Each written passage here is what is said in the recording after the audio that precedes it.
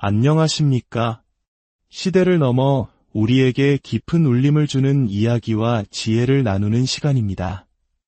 세상 모든 곳, 모든 시대에는 탐욕스러운 자와 지혜로운 자, 억압하는 자와 그에 맞서는 자의 이야기가 강물처럼 흘러왔습니다. 오늘 우리는 시간을 거슬러 조선 중기의 어느 산골 마을로 함께 떠나보려 합니다. 이 이야기는 단순한 옛날 이야기가 아니라 오늘을 살아가는 우리에게 진정한 부와 행복이 무엇인지 다시금 생각하게 만드는 귀중한 교훈을 담고 있습니다. 본격적인 이야기에 앞서 저희가 전해드리는 이야기가 여러분의 마음에 작은 등불이 된다면 구독과 알림 설정으로 저희의 여정에 동행해 주십시오. 여러분의 따뜻한 관심이 더 좋은 이야기를 만드는 가장 큰 힘이 됩니다.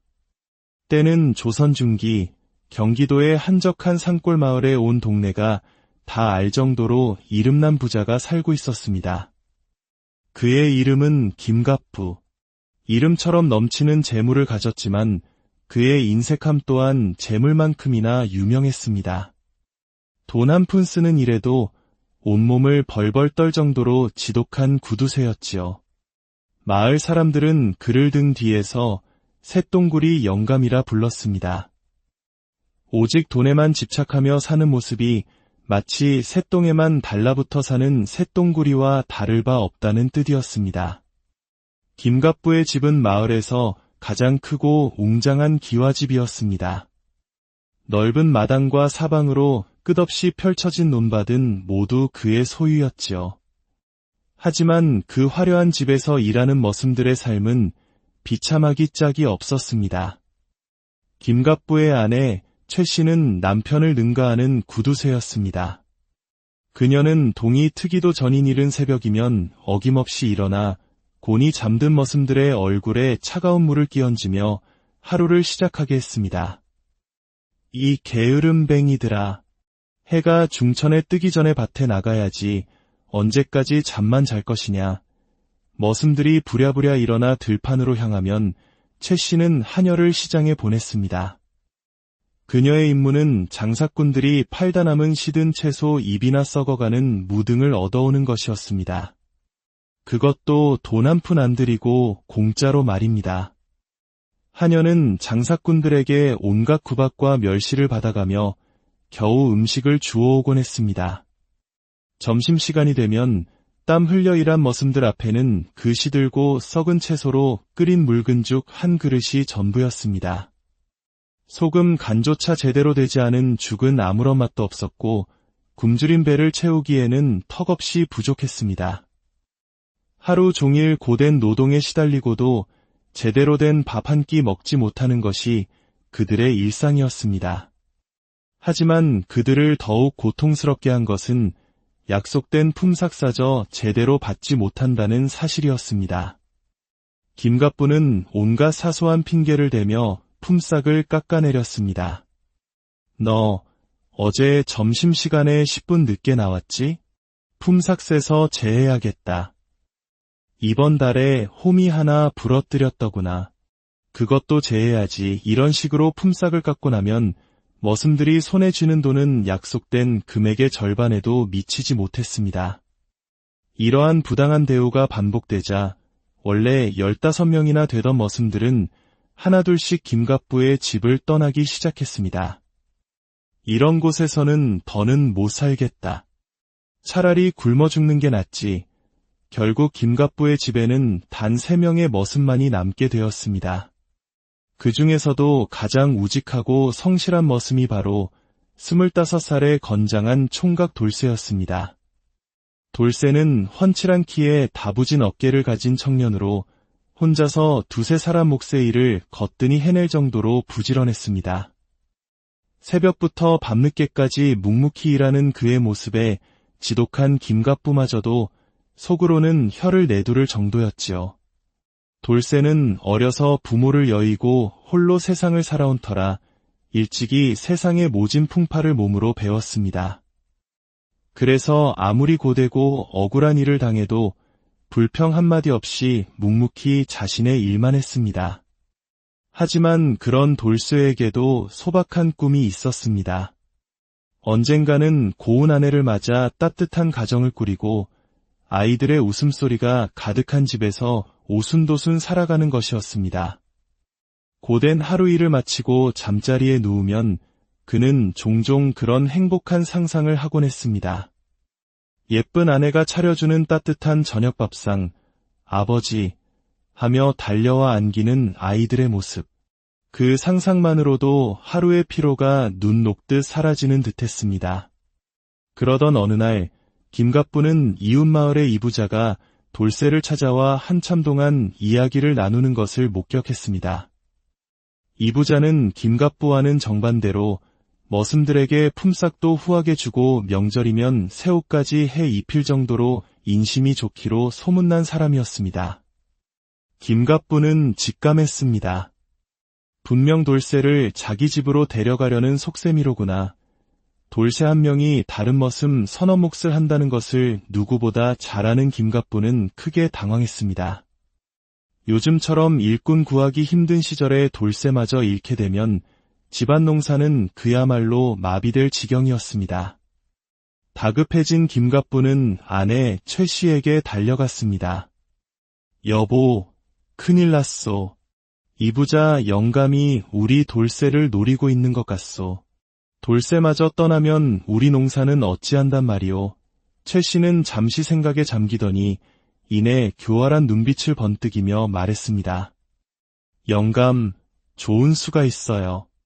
돌쇠에게 장가를 들여주는 건 어떨까요? 아내가 생긴 총각이 처자식을 데리고 어디 멀리 가겠어요. 발목을 묶어두는 셈이지요. 장가라니, 그 큰 돈이 어디서 난단 말이오? 혼례 비용에 신방까지 마련해 주려면. 김갑부가 기겁하자 최 씨는 한심하다는 듯 웃으며 말했습니다. 아이고, 영감도 참 답답하시네. 요즘 같은 흉년에 굶주리다 못해 어린 딸자식을 헐갑에라도 시집 보내려는 집이 얼마나 많은데요. 시장에 나가 싼값에 처녀 하나 데려와서 살게만 해주면 되는 겁니다. 제대로 된 혼례는 무슨... 돈 들일 필요 없어요. 최 씨는 자신의 계획을 신이 나서 설명했습니다. 게다가 우리가 돌쇠를 장가 보내줬다는 소문이 나면 온 동네 총각들이 우리 집에서 일하고 싶어 안달이 날 겁니다. 그럼 일꾼은 넘쳐나고 농사일은 더 쉬워지겠죠. 우리는 가만히 앉아서 돈만 세면 되는 거라니까요. 아내의 치밀한 계략에 김갑부는 무릎을 쳤습니다. 역시 당신 머리는 비상하구려. 일석이조가 아니라 일석삼조의 묘책이로다. 다음 날 김갑부는 돌쇠를 데리고 장터로 향했습니다.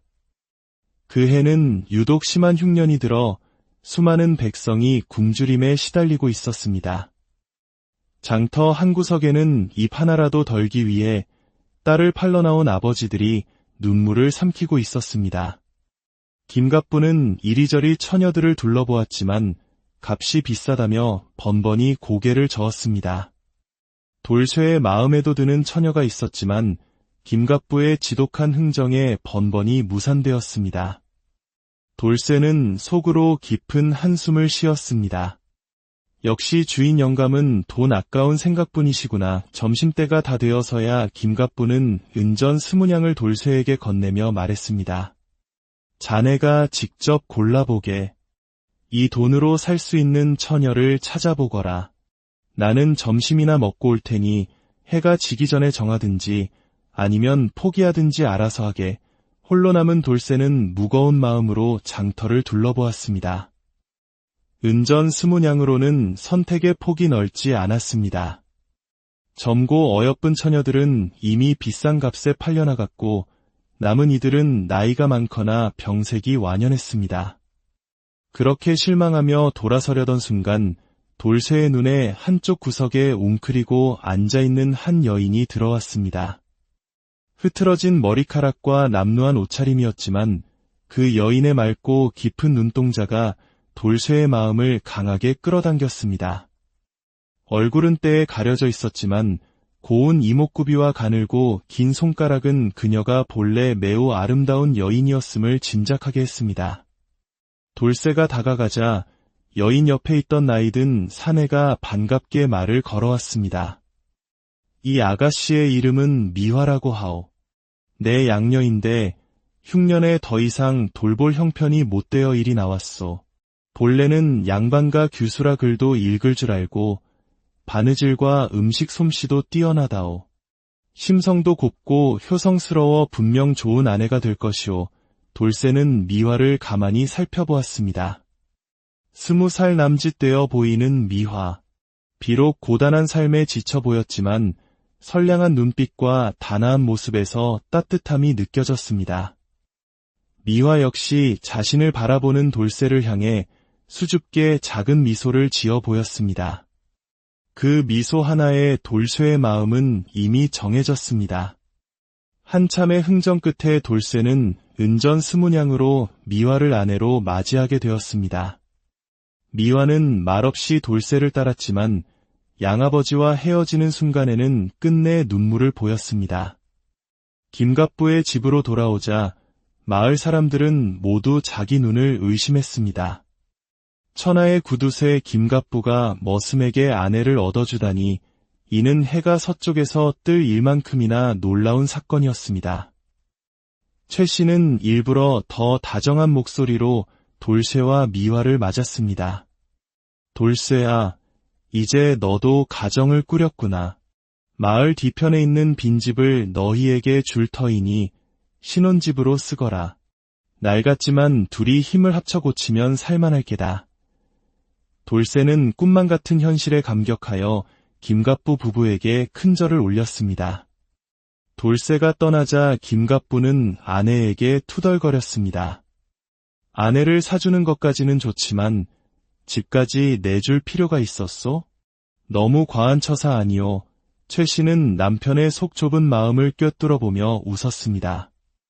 영감, 그게 바로 미끼라는 걸 아직도 모르세요? 돌쇠가 아내와 집을 얻었다는 소문이 퍼져나가면 온 동네 총각들이 우리 집머슴이 되려고 구름처럼 몰려들 겁니다. 그 낡은 집은 돌쇠가 제 돈 들여 고쳤을 것이고 나중에 돌쇠가 떠나면 더 좋은 집이 되어 우리 차지가 되는 거지요. 결국 우리에겐 이득만 남는 장사입니다. 과연 최 씨의 예상대로 돌쇠의 이야기는 순식간에 퍼져나갔고 수많은 젊은이들이 김갑부의 집으로 몰려들었습니다. 모두들 자신도 돌쇠처럼 성실히 일하면 예쁜 아내와 집을 얻을 수 있으리라는 희망에 부풀어 있었습니다. 김갑부는 몰려든 젊은이들 앞에서 거만하게 말했습니다. 보다시피 우리 집에서는 성실한 일꾼에게 장가까지 보내준다. 하지만 조건이 있다. 품삯은 매달 주는 것이 아니라 1년에 한 번 연말에 몰아서 줄 것이다. 그동안 먹고 자는 것은 내가 책임지겠다. 이 조건을 받아들일 사람만 남거라. 많은 이들이 망설였지만 아내를 얻을 수 있다는 희망에 상당수의 젊은이들이 남기로 결정했습니다. 한편 돌쇠와 미화는 김갑부가 내어준 집에 도착하고는 할 말을 잃었습니다. 집이라고 하기엔 너무나 허름한 폐가였기 때문입니다. 지붕에는 구멍이 숭숭 뚫려 밤하늘의 별이 보일 정도였고 벽은 곳곳이 무너져 있었습니다.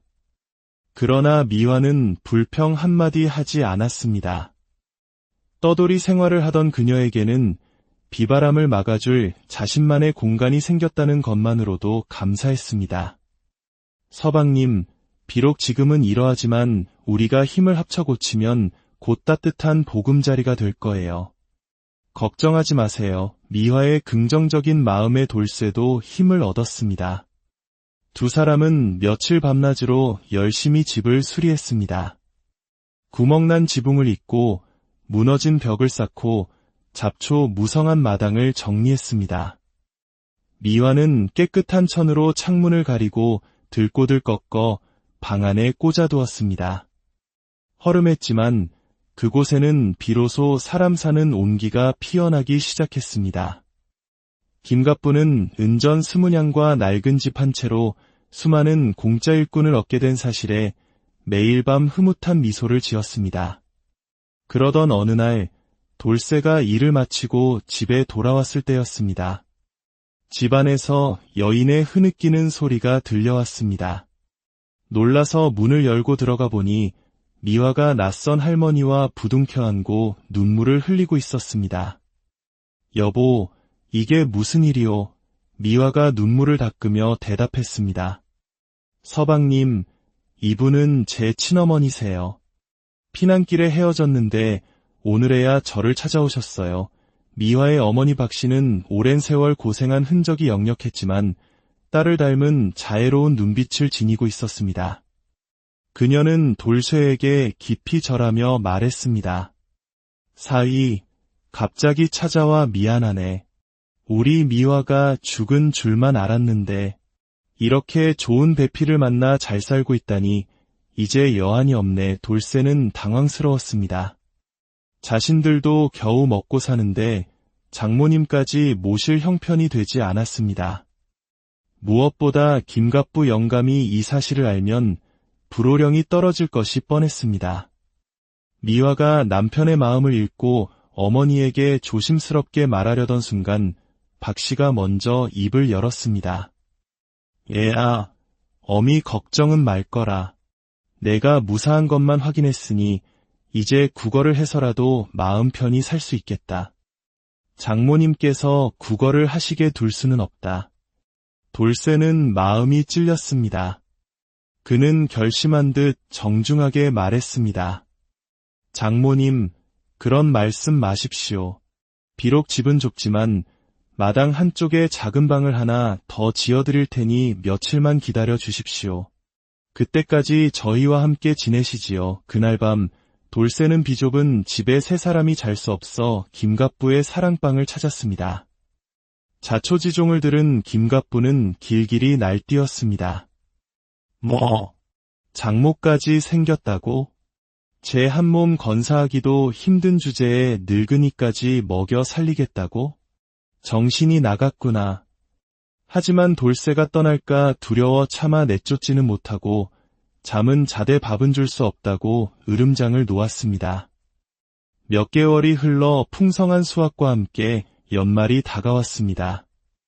김갑부 부부는 쌓여가는 곡식과 돈을 보며 기뻐했지만 한편으로는 머슴들에게 지급해야 할 막대한 품삯에 대한 걱정이 커져갔습니다. 아내 최 씨가 또다시 교활한 꾀를 냈습니다. 영감, 걱정 마세요. 품삯을 주기 전에 머슴들에게 조건을 하나 거는 겁니다. 각자 세상에서 가장 재미있는 이야기를 하나씩 해서 우리가 한 번도 들어본 적 없는 새로운 이야기면 품삯을 주고 들어본 이야기면 한 푼도 주지 않는다고 하는 거지요. 영감은 그 어떤 이야기를 들어도 무조건 들어본 이야기다라고만 하면 됩니다. 드디어 품삯을 받는 날 머슴들은 기대에 부풀어 마당에 모였습니다. 김갑부는 뻔뻔한 얼굴로 이야기 조건을 내걸었습니다. 머슴들은 어리둥절했지만 설마 하는 마음에 차례로 이야기를 시작했습니다. 한 머슴이 저희 고향에는 겨울에 배가 열리는 사과나무가 있습니다. 라고 말하자 김갑부는 코웃음을 치며 그거 들어본 이야기다. 그 배를 가져오면 품삯을 주겠다고 말했습니다. 다른 머슴이 하늘에서 금비가 내리는 것을 보았습니다. 라고 말해도 김갑부는 그것도 들어본 이야기다라며 고개를 저었습니다. 어떤 신기하고 황당한 이야기를 해도 김갑부는 무조건 들어봤다고 우겼습니다. 머슴들의 얼굴에는 분노와 절망이 가득했지만 뾰족한 수가 없었습니다. 마침내 마지막으로 돌쇠의 차례가 되었습니다. 모두의 시선이 그에게 쏠렸습니다. 돌쇠는 침착하게 입을 열었습니다. 그가 할 이야기는 바로 며칠 전 지혜로운 장모 박씨가 알려준 비책이었습니다. 주인님, 제가 드릴 이야기는 정말로 신기한 이야기입니다. 만약 주인님께서 못 들어보신 이야기라면 여기 있는 모든 머슴들에게 약속한 품삯을 제대로 주시겠습니까? 김갑부는 자신만만하게 대답했습니다. 물론이다. 이 세상에 내가 못 들어본 이야기는 없다. 하지만 만약 들어본 이야기라면 너 역시 단 한 푼도 받지 못할 줄 알아라. 돌쇠는 빙글에 미소를 지으며 말했습니다. 좋습니다. 그럼 이야기를 시작하겠습니다. 옛날 옛적에 주인님의 할아버님께서 저희 할아버님께 은 1000냥을 빌려 가셨다고 합니다. 아직까지 그 돈을 갚지 않으셨다는데 혹시 주인님께서 그 이야기를 들어보셨는지요? 들어보셨다면 지금 그 빚을 대신 갚아주실 수 있으신지요? 그 순간 김갑부의 얼굴이 새파랗게 질렸습니다. 만약 이야기를 들어봤다고 인정하면 당장은 1000냥이라는 거금을 갚아야만 했습니다. 반대로 처음 듣는 이야기다라고 말하면 모든 머슴들에게 품삯을 주겠다는 약속을 지켜야 했습니다. 은 1000냥은 모든 머슴들의 품삯을 합친 것보다 훨씬 큰 돈이었습니다. 김갑부는 자신의 꾀에 자신이 완벽하게 걸려들었음을 깨달았습니다. 마당의 모든 머슴들은 숨을 죽이고 김갑부의 대답을 기다렸습니다. 한참을 입술만 달싹이던 김갑부는 결국 모기만 한 목소리로 중얼거렸습니다. 그런 이야기는 처음 듣는구나. 참으로 신기한 이야기다. 아! 머슴들은 일제히 환호성을 질렀습니다. 돌쇠의 지혜 덕분에 모두가 1년 동안의 땀과 노력의 대가를 온전히 받을 수 있게 된 것입니다. 이후 돌쇠는 장모 박씨의 조언에 따라 장사를 시작했습니다. 상인의 딸이었던 박씨의 지혜로운 가르침 덕분에 돌쇠는 몇 년 만에 마을에서 손꼽히는 큰 상인이 되었습니다. 미화와의 사이에서는 어여쁜 아이들도 태어났고 장모 박씨는 손주들의 재롱을 보며 행복한 노년을 보냈습니다. 돌쇠는 늘 입버릇처럼 말했습니다. 집안에 노인이 있으면 보물이 있다는 말이 정말 맞구나. 장모님의 지혜 덕분에 우리 가족이 이렇게 행복하게 살게 되었으니 말이야. 이 이야기는 우리에게 전합니다. 진정한 부는 창고에 쌓아둔 재물이 아니라 서로를 아끼는 가족의 사랑과 세대를 이어 전해지는 지혜 속에 있다는 것을 말입니다. 지혜는 때로 가장 교활한 탐욕을 이기는 가장 강력한 무기가 될 수 있습니다. 오늘 우리가 함께 나눈 이 이야기가 여러분의 삶에 작은 지혜의 등불이 되기를 바랍니다. 끝까지 경청해 주셔서 감사합니다.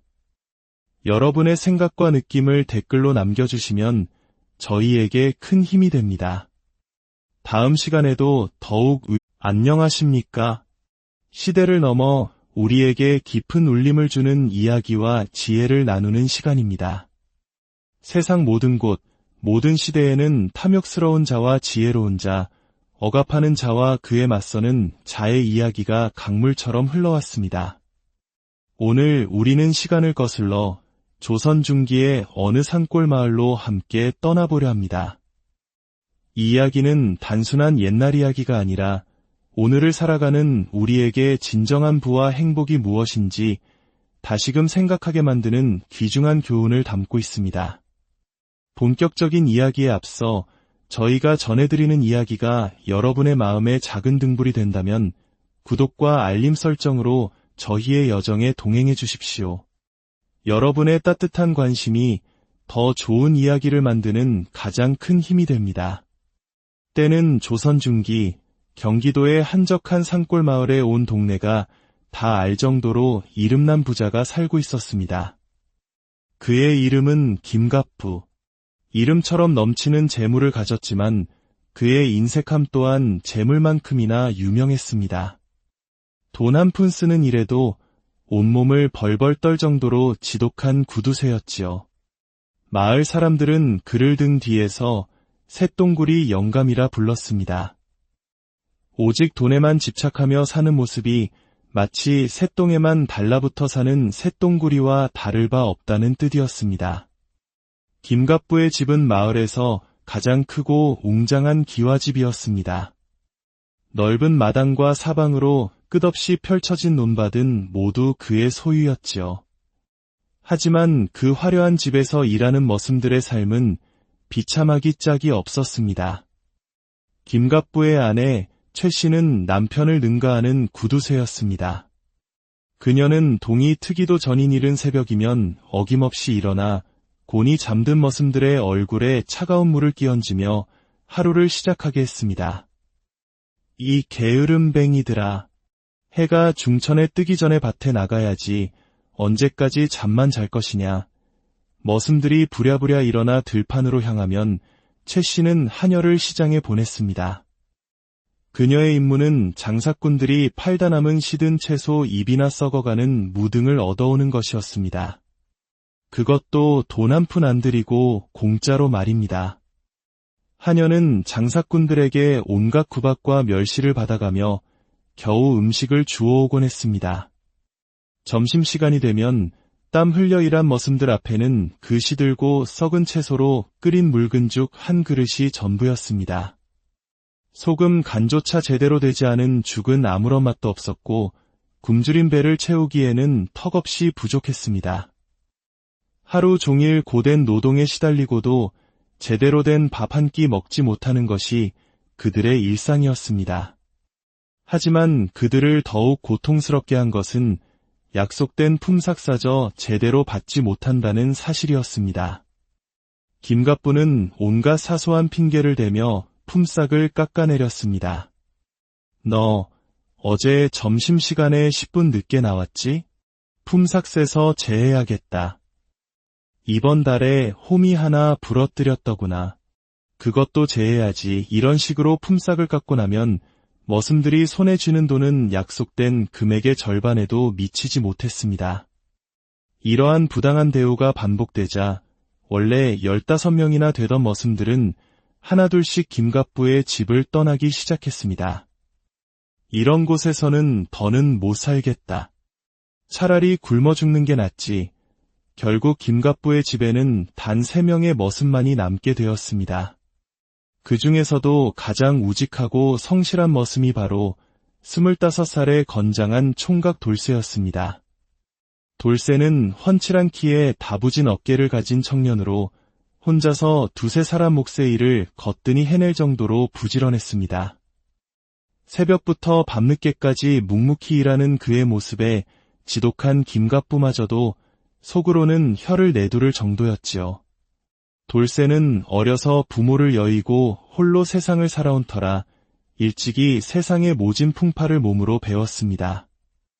그래서 아무리 고되고 억울한 일을 당해도 불평 한마디 없이 묵묵히 자신의 일만 했습니다. 하지만 그런 돌쇠에게도 소박한 꿈이 있었습니다. 언젠가는 고운 아내를 맞아 따뜻한 가정을 꾸리고 아이들의 웃음소리가 가득한 집에서 오순도순 살아가는 것이었습니다. 고된 하루 일을 마치고 잠자리에 누우면 그는 종종 그런 행복한 상상을 하곤 했습니다. 예쁜 아내가 차려주는 따뜻한 저녁밥상, 아버지 하며 달려와 안기는 아이들의 모습. 그 상상만으로도 하루의 피로가 눈 녹듯 사라지는 듯했습니다. 그러던 어느 날 김갑부는 이웃마을의 이부자가 돌쇠를 찾아와 한참 동안 이야기를 나누는 것을 목격했습니다. 이부자는 김갑부와는 정반대로 머슴들에게 품삯도 후하게 주고 명절이면 새 옷까지 해 입힐 정도로 인심이 좋기로 소문난 사람이었습니다. 김갑부는 직감했습니다. 분명 돌쇠를 자기 집으로 데려가려는 속셈이로구나. 돌쇠 한 명이 다른 머슴 서너 몫을 한다는 것을 누구보다 잘 아는 김갑부는 크게 당황했습니다. 요즘처럼 일꾼 구하기 힘든 시절에 돌쇠마저 잃게 되면 집안 농사는 그야말로 마비될 지경이었습니다. 다급해진 김갑부는 아내 최 씨에게 달려갔습니다. 여보, 큰일 났소. 이부자 영감이 우리 돌쇠를 노리고 있는 것 같소. 돌쇠마저 떠나면 우리 농사는 어찌한단 말이오. 최 씨는 잠시 생각에 잠기더니 이내 교활한 눈빛을 번뜩이며 말했습니다. 영감, 좋은 수가 있어요. 돌쇠에게 장가를 들여주는 건 어떨까요? 아내가 생긴 총각이 처자식을 데리고 어디 멀리 가겠어요. 발목을 묶어두는 셈이지요. 장가라니, 그 큰돈이 어디서 난단 말이오? 혼례 비용에 신방까지 마련해 주려면. 김갑부가 기겁하자 최 씨는 한심하다는 듯 웃으며 말했습니다. 아이고, 영감도 참 답답하시네. 요즘 같은 흉년에 굶주리다 못해 어린 딸자식을 헐갑에라도 시집 보내려는 집이 얼마나 많은데요. 시장에 나가 싼 값에 처녀 하나 데려와서 살게만 해주면 되는 겁니다. 제대로 된 혼례는 무슨, 돈 들일 필요 없어요. 최 씨는 자신의 계획을 신이 나서 설명했습니다.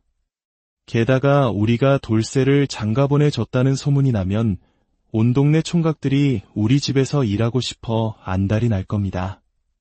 그럼 일꾼은 넘쳐나고 농사일은 더 쉬워지겠죠. 우리는 가만히 앉아서 돈만 세면 되는 거라니까요. 아내의 치밀한 계략에 김갑부는 무릎을 쳤습니다. 역시 당신 머리는 비상하구려.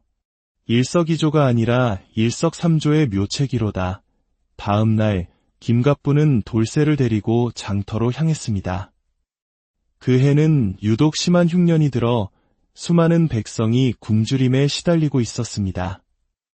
장터 한 구석에는 입 하나라도 덜기 위해 딸을 팔러 나온 아버지들이 눈물을 삼키고 있었습니다.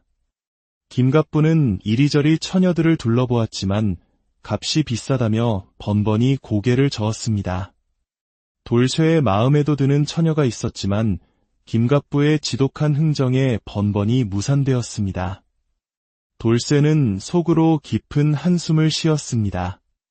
역시 주인 영감은 돈 아까운 생각뿐이시구나. 점심때가 다 되어서야 김갑부는 은전 20냥을 돌쇠에게 건네며 말했습니다. 자네가 직접 골라보게. 이 돈으로 살 수 있는 처녀를 찾아보거라. 나는 점심이나 먹고 올 테니 해가 지기 전에 정하든지 아니면 포기하든지 알아서 하게. 홀로 남은 돌쇠는 무거운 마음으로 장터를 둘러보았습니다. 은전 20냥으로는 선택의 폭이 넓지 않았습니다. 젊고 어여쁜 처녀들은 이미 비싼 값에 팔려나갔고 남은 이들은 나이가 많거나 병색이 완연했습니다. 그렇게 실망하며 돌아서려던 순간 돌쇠의 눈에 한쪽 구석에 웅크리고 앉아있는 한 여인이 들어왔습니다. 흐트러진 머리카락과 남루한 옷차림이었지만 그 여인의 맑고 깊은 눈동자가 돌쇠의 마음을 강하게 끌어당겼습니다.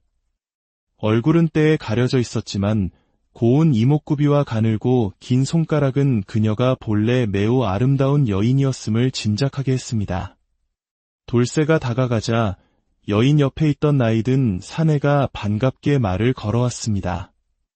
이 아가씨의 이름은 미화라고 하오. 내 양녀인데 흉년에 더 이상 돌볼 형편이 못되어 일이 나왔소. 본래는 양반가 규수라 글도 읽을 줄 알고 바느질과 음식 솜씨도 뛰어나다오. 심성도 곱고 효성스러워 분명 좋은 아내가 될 것이오. 돌쇠는 미화를 가만히 살펴보았습니다. 20살 남짓 되어 보이는 미화.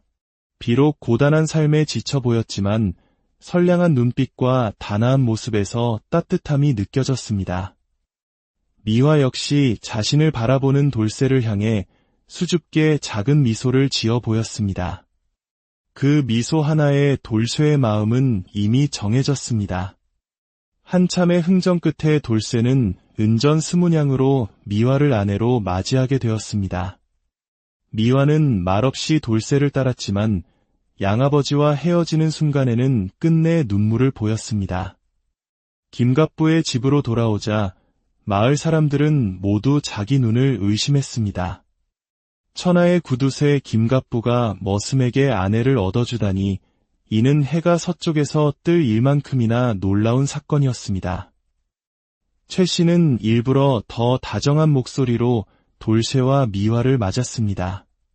돌쇠아, 이제 너도 가정을 꾸렸구나. 마을 뒤편에 있는 빈집을 너희에게 줄 터이니 신혼집으로 쓰거라. 낡았지만 둘이 힘을 합쳐 고치면 살만할 게다. 돌쇠는 꿈만 같은 현실에 감격하여 김갑부 부부에게 큰 절을 올렸습니다. 돌쇠가 떠나자 김갑부는 아내에게 투덜거렸습니다. 아내를 사주는 것까지는 좋지만 집까지 내줄 필요가 있었소? 너무 과한 처사 아니오. 최 씨는 남편의 속 좁은 마음을 꿰뚫어보며 웃었습니다. 영감, 그게 바로 미끼라는 걸 아직도 모르세요? 돌쇠가 아내와 집을 얻었다는 소문이 퍼져나가면 온 동네 총각들이 우리 집머슴이 되려고 구름처럼 몰려들 겁니다. 그 낡은 집은 돌쇠가 제 돈 들여 고쳤을 것이고 나중에 돌쇠가 떠나면 더 좋은 집이 되어 우리 차지가 되는 거지요. 결국 우리에겐 이득만 남는 장사입니다. 과연 최 씨의 예상대로 돌쇠의 이야기는 순식간에 퍼져나갔고 수많은 젊은이들이 김갑부의 집으로 몰려들었습니다. 모두들 자신도 돌쇠처럼 성실히 일하면 예쁜 아내와 집을 얻을 수 있으리라는 희망에 부풀어 있었습니다. 김갑부는 몰려든 젊은이들 앞에서 거만하게 말했습니다. 보다시피 우리 집에서는 성실한 일꾼에게 장가까지 보내준다. 하지만 조건이 있다. 품삯은 매달 주는 것이 아니라 1년에 한 번 연말에 몰아서 줄 것이다. 그동안 먹고 자는 것은 내가 책임지겠다. 이 조건을 받아들일 사람만 남거라. 많은 이들이 망설였지만 아내를 얻을 수 있다는 희망에 상당수의 젊은이들이 남기로 결정했습니다. 한편 돌쇠와 미화는 김갑부가 내어준 집에 도착하고는 할 말을 잃었습니다. 집이라고 하기엔 너무나 허름한 폐가였기 때문입니다. 지붕에는 구멍이 숭숭 뚫려 밤하늘의 별이 보일 정도였고 벽은 곳곳이 무너져 있었습니다. 그러나 미화는 불평 한마디 하지 않았습니다. 떠돌이 생활을 하던 그녀에게는 비바람을 막아줄 자신만의 공간이 생겼다는 것만으로도 감사했습니다. 서방님, 비록 지금은 이러하지만 우리가 힘을 합쳐 고치면 곧 따뜻한 보금자리가 될 거예요. 걱정하지 마세요. 미화의 긍정적인 마음의 돌쇠도 힘을 얻었습니다. 두 사람은 며칠 밤낮으로 열심히 집을 수리했습니다. 구멍난 지붕을 잇고 무너진 벽을 쌓고 잡초 무성한 마당을 정리했습니다. 미화는 깨끗한 천으로 창문을 가리고 들꽃을 꺾어 방 안에 꽂아두었습니다. 허름했지만 그곳에는 비로소 사람 사는 온기가 피어나기 시작했습니다. 김갑부는 은전 20냥과 낡은 집 한 채로 수많은 공짜 일꾼을 얻게 된 사실에 매일 밤 흐뭇한 미소를 지었습니다. 그러던 어느 날 돌쇠가 일을 마치고 집에 돌아왔을 때였습니다. 집안에서 여인의 흐느끼는 소리가 들려왔습니다. 놀라서 문을 열고 들어가 보니 미화가 낯선 할머니와 부둥켜 안고 눈물을 흘리고 있었습니다. 여보, 이게 무슨 일이오? 미화가 눈물을 닦으며 대답했습니다. 서방님, 이분은 제 친어머니세요. 피난길에 헤어졌는데 오늘에야 저를 찾아오셨어요. 미화의 어머니 박씨는 오랜 세월 고생한 흔적이 역력했지만 딸을 닮은 자애로운 눈빛을 지니고 있었습니다. 그녀는 돌쇠에게 깊이 절하며 말했습니다. 사위, 갑자기 찾아와 미안하네. 우리 미화가 죽은 줄만 알았는데 이렇게 좋은 배필을 만나 잘 살고 있다니 이제 여한이 없네. 돌쇠는 당황스러웠습니다. 자신들도 겨우 먹고 사는데 장모님까지 모실 형편이 되지 않았습니다. 무엇보다 김갑부 영감이 이 사실을 알면 불호령이 떨어질 것이 뻔했습니다. 미화가 남편의 마음을 읽고 어머니에게 조심스럽게 말하려던 순간 박씨가 먼저 입을 열었습니다.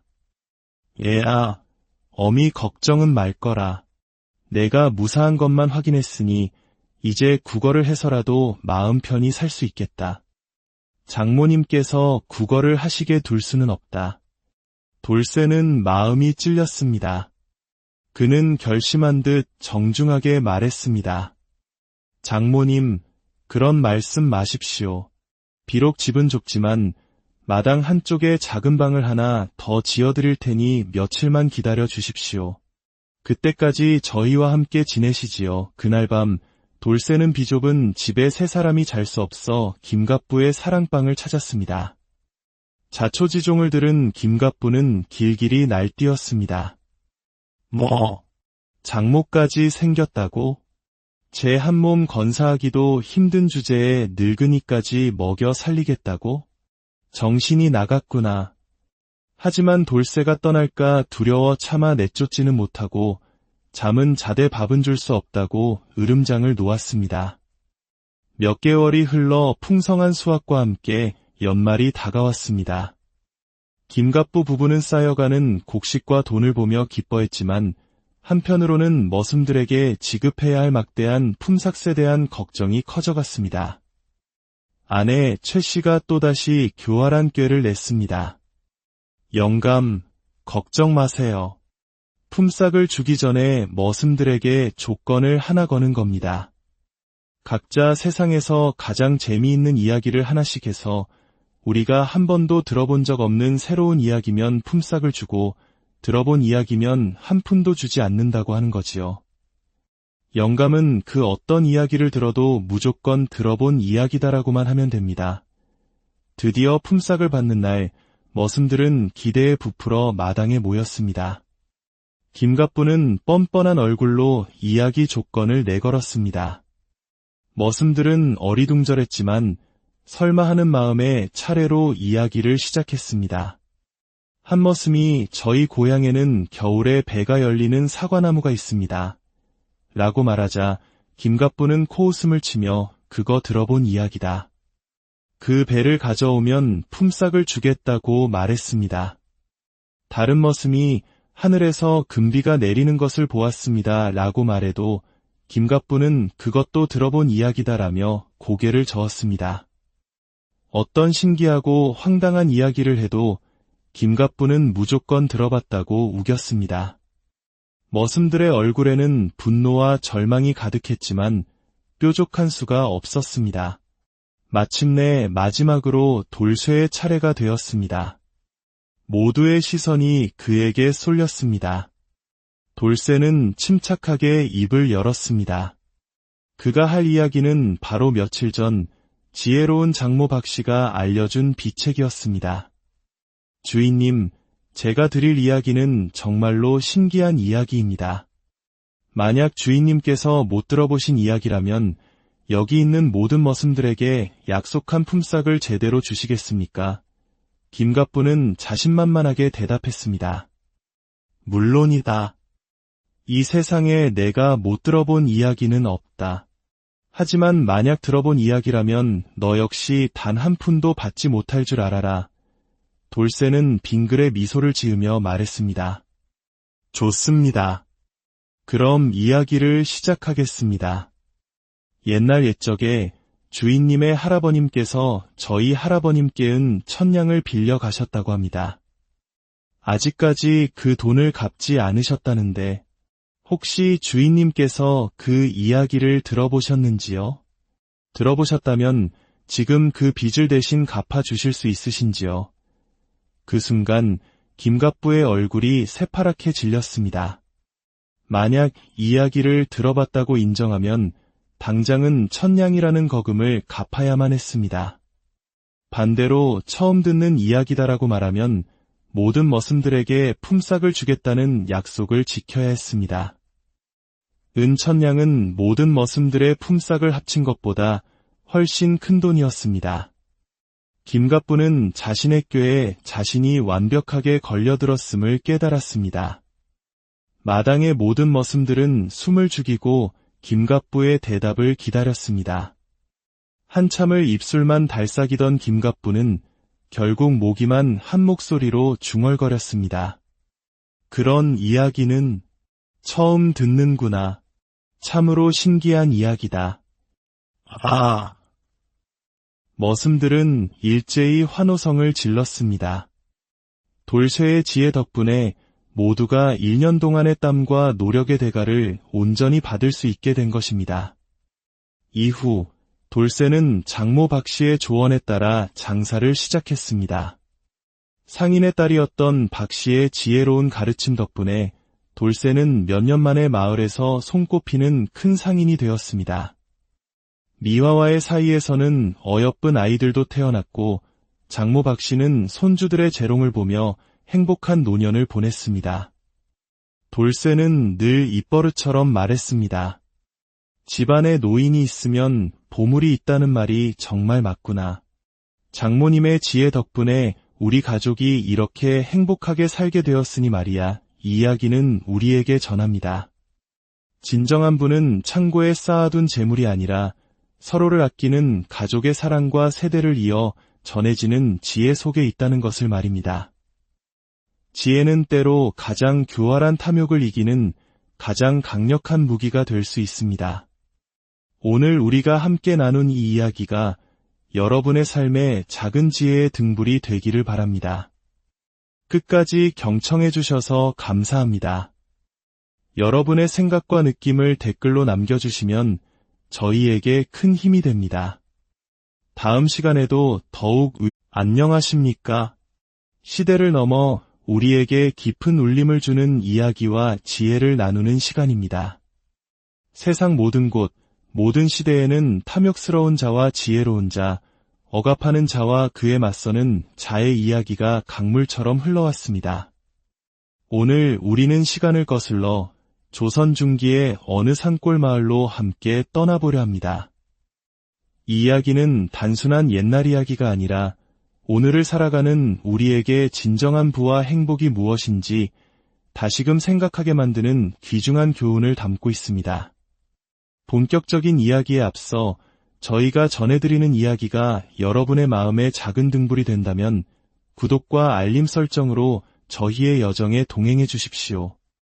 여러분의 따뜻한 관심이 더 좋은 이야기를 만드는 가장 큰 힘이 됩니다. 때는 조선 중기, 경기도의 한적한 산골 마을에 온 동네가 다 알 정도로 이름난 부자가 살고 있었습니다. 그의 이름은 김갑부. 이름처럼 넘치는 재물을 가졌지만 그의 인색함 또한 재물만큼이나 유명했습니다. 돈 한 푼 쓰는 일에도 온몸을 벌벌 떨 정도로 지독한 구두쇠였지요. 마을 사람들은 그를 등 뒤에서 쇳덩구리 영감이라 불렀습니다. 오직 돈에만 집착하며 사는 모습이 마치 쇳덩에만 달라붙어 사는 쇳덩구리와 다를 바 없다는 뜻이었습니다. 김갑부의 집은 마을에서 가장 크고 웅장한 기와집이었습니다. 넓은 마당과 사방으로 끝없이 펼쳐진 논밭은 모두 그의 소유였지요. 하지만 그 화려한 집에서 일하는 머슴들의 삶은 비참하기 짝이 없었습니다. 김갑부의 아내 최 씨는 남편을 능가하는 구두쇠였습니다. 그녀는 동이 트기도 전인 이른 새벽이면 어김없이 일어나 곤히 잠든 머슴들의 얼굴에 차가운 물을 끼얹으며 하루를 시작하게 했습니다. 이 게으름뱅이들아, 해가 중천에 뜨기 전에 밭에 나가야지 언제까지 잠만 잘 것이냐. 머슴들이 부랴부랴 일어나 들판으로 향하면 최 씨는 하녀를 시장에 보냈습니다. 그녀의 임무는 장사꾼들이 팔다 남은 시든 채소 입이나 썩어가는 무등을 얻어오는 것이었습니다. 그것도 돈 한 푼 안 들이고 공짜로 말입니다. 하녀는 장사꾼들에게 온갖 구박과 멸시를 받아가며 겨우 음식을 주워오곤 했습니다. 점심시간이 되면 땀 흘려 일한 머슴들 앞에는 그 시들고 썩은 채소로 끓인 묽은 죽 한 그릇이 전부였습니다. 소금 간조차 제대로 되지 않은 죽은 아무런 맛도 없었고 굶주린 배를 채우기에는 턱없이 부족했습니다. 하루 종일 고된 노동에 시달리고도 제대로 된 밥 한 끼 먹지 못하는 것이 그들의 일상이었습니다. 하지만 그들을 더욱 고통스럽게 한 것은 약속된 품삯사저 제대로 받지 못한다는 사실이었습니다. 김갑부는 온갖 사소한 핑계를 대며 품삯을 깎아내렸습니다. 너 어제 점심시간에 10분 늦게 나왔지? 품삯에서 제해하겠다. 이번 달에 홈이 하나 부러뜨렸더구나. 그것도 제해야지. 이런 식으로 품삯을 깎고 나면 머슴들이 손에 쥐는 돈은 약속된 금액의 절반에도 미치지 못했습니다. 이러한 부당한 대우가 반복되자 원래 15명이나 되던 머슴들은 하나둘씩 김갑부의 집을 떠나기 시작했습니다. 이런 곳에서는 더는 못 살겠다. 차라리 굶어 죽는 게 낫지. 결국 김갑부의 집에는 단 3명의 머슴만이 남게 되었습니다. 그 중에서도 가장 우직하고 성실한 머슴이 바로 25살의 건장한 총각 돌쇠였습니다. 돌쇠는 훤칠한 키에 다부진 어깨를 가진 청년으로 혼자서 두세 사람 몫의 일을 거뜬히 해낼 정도로 부지런했습니다.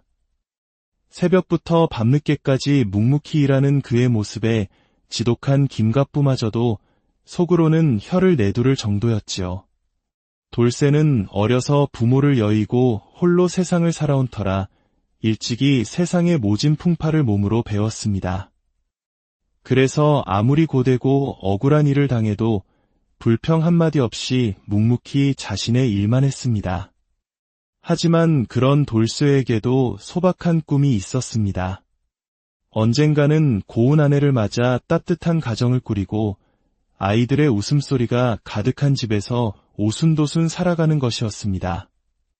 고된 하루 일을 마치고 잠자리에 누우면 그는 종종 그런 행복한 상상을 하곤 했습니다. 예쁜 아내가 차려주는 따뜻한 저녁밥상, 아버지 하며 달려와 안기는 아이들의 모습. 그 상상만으로도 하루의 피로가 눈 녹듯 사라지는 듯했습니다. 그러던 어느 날 김갑부는 이웃마을의 이부자가 돌쇠를 찾아와 한참 동안 이야기를 나누는 것을 목격했습니다. 이부자는 김갑부와는 정반대로 머슴들에게 품삯도 후하게 주고 명절이면 새 옷까지 해 입힐 정도로 인심이 좋기로 소문난 사람이었습니다. 김갑부는 직감했습니다. 분명 돌쇠를 자기 집으로 데려가려는 속셈이로구나. 돌쇠 한 명이 다른 머슴 서너 몫을 한다는 것을 누구보다 잘 아는 김갑부는 크게 당황했습니다. 요즘처럼 일꾼 구하기 힘든 시절에 돌쇠마저 잃게 되면 집안 농사는 그야말로 마비될 지경이었습니다. 다급해진 김갑부는 아내 최 씨에게 달려갔습니다. 여보, 큰일 났소. 이부자 영감이 우리 돌쇠를 노리고 있는 것 같소. 돌쇠마저 떠나면 우리 농사는 어찌한단 말이오. 최 씨는 잠시 생각에 잠기더니 이내 교활한 눈빛을 번뜩이며 말했습니다. 영감, 좋은 수가 있어요. 돌쇠에게 장가를 들여주는 건 어떨까요? 아내가 생긴 총각이 처자식을 데리고 어디 멀리 가겠어요. 발목을 묶어두는 셈이지요. 장가라니, 그 큰 돈이 어디서 난단 말이오? 혼례 비용에 신방까지 마련해 주려면. 김갑부가 기겁하자 최 씨는 한심하다는 듯 웃으며 말했습니다. 아이고, 영감도 참 답답하시네. 요즘 같은 흉년에 굶주리다 못해 어린 딸 자식을 헐갑에라도 시집 보내려는 집이 얼마나 많은데요. 시장에 나가 싼 값에 처녀 하나 데려와서 살게만 해주면 되는 겁니다. 제대로 된 혼례는 무슨... 돈 들일 필요 없어요. 최 씨는 자신의 계획을 신이 나서 설명했습니다. 게다가 우리가 돌쇠를 장가 보내줬다는 소문이 나면 온 동네 총각들이 우리 집에서 일하고 싶어 안달이 날 겁니다. 그럼 일꾼은 넘쳐나고 농사일은 더 쉬워지겠죠. 우리는 가만히 앉아서 돈만 세면 되는 거라니까요. 아내의 치밀한 계략에 김갑부는 무릎을 쳤습니다. 역시 당신 머리는 비상하구려.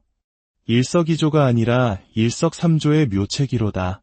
다음 날 김갑부는 돌쇠를 데리고 장터로 향했습니다. 그 해는 유독 심한 흉년이 들어 수많은 백성이 굶주림에 시달리고 있었습니다. 장터 한 구석에는 입 하나라도 덜기 위해 딸을 팔러 나온 아버지들이 눈물을 삼키고 있었습니다. 김갑부는 이리저리 처녀들을 둘러보았지만 값이 비싸다며 번번이 고개를 저었습니다. 돌쇠의 마음에도 드는 처녀가 있었지만 김갑부의 지독한 흥정에 번번이 무산되었습니다. 돌쇠는 속으로 깊은 한숨을 쉬었습니다. 역시 주인 영감은 돈 아까운 생각뿐이시구나. 점심때가 다 되어서야 김갑부는 은전 20냥을 돌쇠에게 건네며 말했습니다. 자네가 직접 골라보게. 이 돈으로 살 수 있는 처녀를 찾아보거라. 나는 점심이나 먹고 올 테니 해가 지기 전에 정하든지 아니면 포기하든지 알아서 하게. 홀로 남은 돌쇠는 무거운 마음으로 장터를 둘러보았습니다. 은전 20냥으로는 선택의 폭이 넓지 않았습니다. 젊고 어여쁜 처녀들은 이미 비싼 값에 팔려나갔고 남은 이들은 나이가 많거나 병색이 완연했습니다. 그렇게 실망하며 돌아서려던 순간 돌쇠의 눈에 한쪽 구석에 웅크리고 앉아있는 한 여인이 들어왔습니다. 흐트러진 머리카락과 남루한 옷차림이었지만 그 여인의 맑고 깊은 눈동자가 돌쇠의 마음을 강하게 끌어당겼습니다. 얼굴은 때에 가려져 있었지만 고운 이목구비와 가늘고 긴 손가락은 그녀가 본래 매우 아름다운 여인이었음을 짐작하게 했습니다. 돌쇠가 다가가자 여인 옆에 있던 나이든 사내가 반갑게 말을 걸어왔습니다. 이 아가씨의 이름은 미화라고 하오. 내 양녀인데 흉년에 더 이상 돌볼 형편이 못 되어 일이 나왔소. 본래는 양반가 규수라 글도 읽을 줄 알고 바느질과 음식 솜씨도 뛰어나다오. 심성도 곱고 효성스러워 분명 좋은 아내가 될 것이오. 돌쇠는 미화를 가만히 살펴보았습니다. 20살 남짓되어 보이는 미화. 비록 고단한 삶에 지쳐 보였지만 선량한 눈빛과 단아한 모습에서 따뜻함이 느껴졌습니다. 미화 역시 자신을 바라보는 돌쇠를 향해 수줍게 작은 미소를 지어 보였습니다. 그 미소 하나에 돌쇠의 마음은 이미 정해졌습니다. 한참의 흥정 끝에 돌쇠는 은전 20냥으로 미화를 아내로 맞이하게 되었습니다. 미화는 말없이 돌쇠를 따랐지만 양아버지와 헤어지는 순간에는 끝내 눈물을 보였습니다. 김갑부의 집으로 돌아오자 마을 사람들은 모두 자기 눈을 의심했습니다. 천하의 구두쇠 김갑부가 머슴에게 아내를 얻어주다니 이는 해가 서쪽에서 뜰 일만큼이나 놀라운 사건이었습니다. 최 씨는 일부러 더 다정한 목소리로 돌쇠와 미화를 맞았습니다. 돌쇠야, 이제 너도 가정을 꾸렸구나. 마을 뒤편에 있는 빈집을 너희에게 줄 터이니 신혼집으로 쓰거라. 낡았지만 둘이 힘을 합쳐 고치면 살만할 게다. 돌쇠는 꿈만 같은 현실에 감격하여 김갑부 부부에게 큰 절을 올렸습니다. 돌쇠가 떠나자 김갑부는 아내에게 투덜거렸습니다. 아내를 사주는 것까지는 좋지만 집까지 내줄 필요가 있었소? 너무 과한 처사 아니오. 최 씨는 남편의 속 좁은 마음을 꿰뚫어보며 웃었습니다. 영감, 그게 바로 미끼라는 걸 아직도 모르세요? 돌쇠가 아내와 집을 얻었다는 소문이 퍼져나가면 온 동네 총각들이 우리 집머슴이 되려고 구름처럼 몰려들 겁니다. 그 낡은 집은 돌쇠가 제 돈 들여 고쳤을 것이고 나중에 돌쇠가 떠나면 더 좋은 집이 되어 우리 차지가 되는 거지요. 결국 우리에겐 이득만 남는 장사입니다. 과연 최 씨의 예상대로 돌쇠의 이야기는 순식간에 퍼져나갔고 수많은 젊은이들이 김갑부의 집으로 몰려들었습니다. 모두들 자신도 돌쇠처럼 성실히 일하면 예쁜 아내와 집을 얻을 수 있으리라는 희망에 부풀어 있었습니다. 김갑부는 몰려든 젊은이들 앞에서 거만하게 말했습니다. 보다시피 우리 집에서는 성실한 일꾼에게 장가까지 보내준다. 하지만 조건이 있다. 품삯은 매달 주는 것이 아니라 1년에 한 번 연말에 몰아서 줄 것이다. 그동안 먹고 자는 것은 내가 책임지겠다. 이 조건을 받아들일 사람만 남거라. 많은 이들이 망설였지만 아내를 얻을 수 있다는 희망에 상당수의 젊은이들이 남기로 결정했습니다. 한편 돌쇠와 미화는 김갑부가 내어준 집에 도착하고는 할 말을 잃었습니다. 집이라고 하기엔 너무나 허름한 폐가였기 때문입니다. 지붕에는 구멍이 숭숭 뚫려 밤하늘의 별이 보일 정도였고 벽은 곳곳이 무너져 있었습니다. 그러나